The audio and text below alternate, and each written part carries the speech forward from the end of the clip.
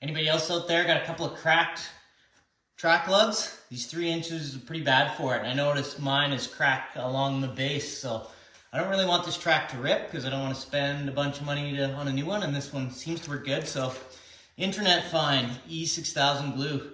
A lot of people say it works, so I'm gonna give it a try. Got nothing to lose. They're already cracked anyway, so this might help, might not work. Let's give it a try and see what it does. Here we go, found the first little crack. It's just at the base of the paddle, it's not very big. But if I can squirt some of this in there and it glues together and makes it last another season, awesome. Like I said, the track's already cracking, can't make it any worse, so might as well try to make it better. So I'm gonna rotate the track using the secondary. Just pull the secondary and that'll cycle the track. And I'm gonna try to fill every little crack I can and make this track last hopefully at least another season, maybe 2 or 3.